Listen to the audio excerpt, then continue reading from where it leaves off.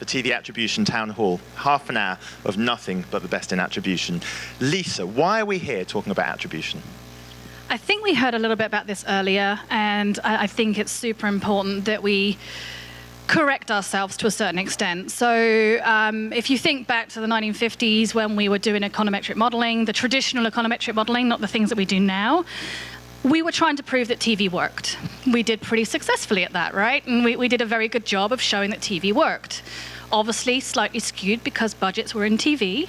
And so as a result, it showed that we had great return on investment in TV. That's not to say that TV doesn't work. Absolutely the antithesis of that. Then, of course, in the late 90s, you and I were banding about in London, and I was working in digital media, and we got a little bit over precise in terms of what we decided to measure. We got very, very excited about the fact that we could measure pretty much everything, or at least what we thought was everything at the time, right? So what we did is started to think about last click, first click, all of that sort of stuff, right? And got very excited about what we could see.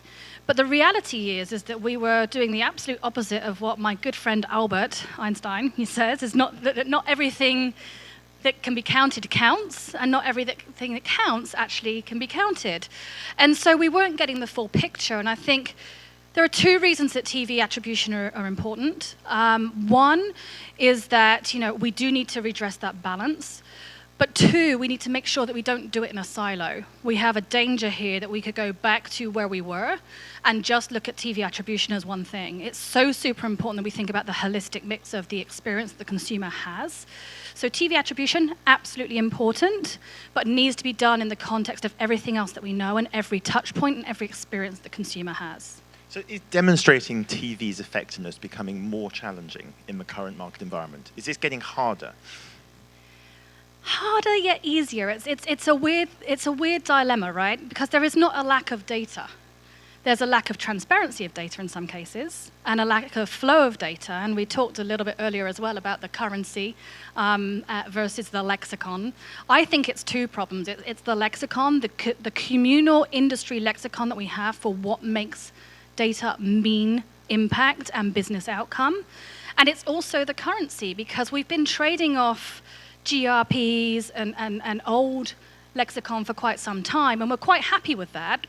But we need to redress that balance and think about how we take that to not even the future. I'm talking still past. Like, it's still years ago at this point that we need to catch ourselves up to get to a place where we have all of that set-top box data, all of that connected TV data in one place. Because at the end of the day, TV attribution is not just TV.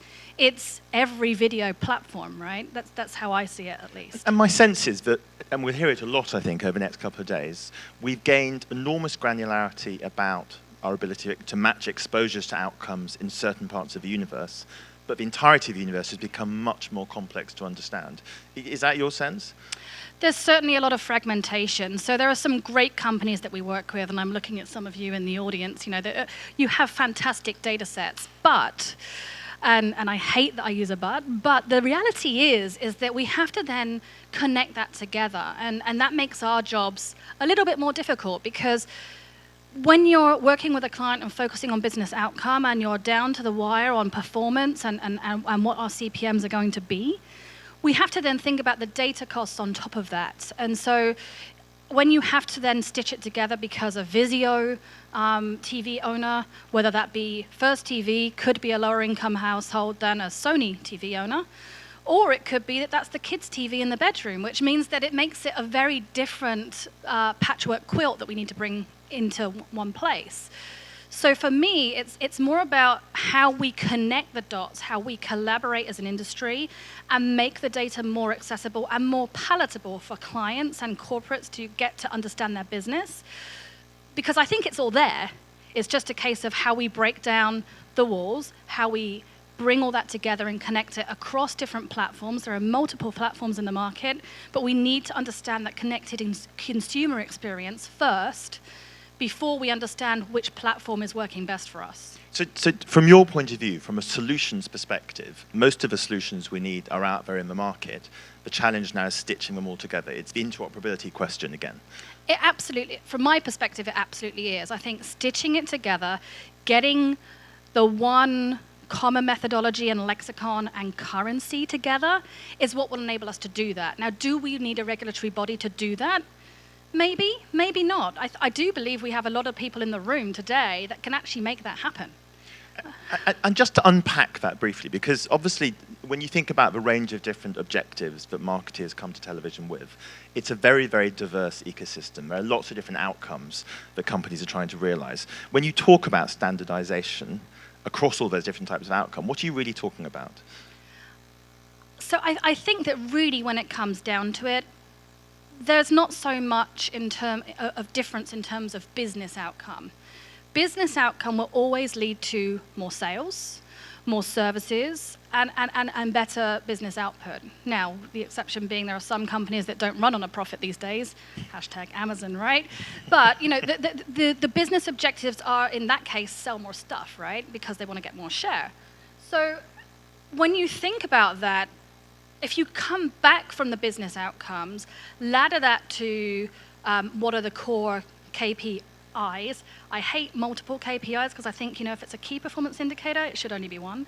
But, and then some tactical indicators that we can use to optimize in real time, because data can be fast, data can be slow, but if we want to be more strategic with it, we have to start to think about things longer term versus that day by day, quarter by quarter, because we have to map it all together.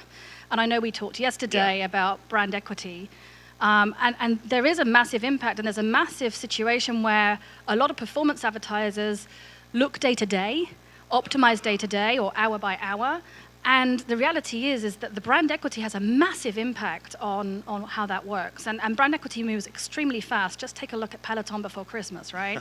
Massive share point loss, great company doing a great job. Just the impact that social media can have on brand equity and how fast it moves really changes how we think about TV attribution, because how the brand is performing has an impact also on how that's going to perform in terms of the TV attribution and the effect it's having on your business.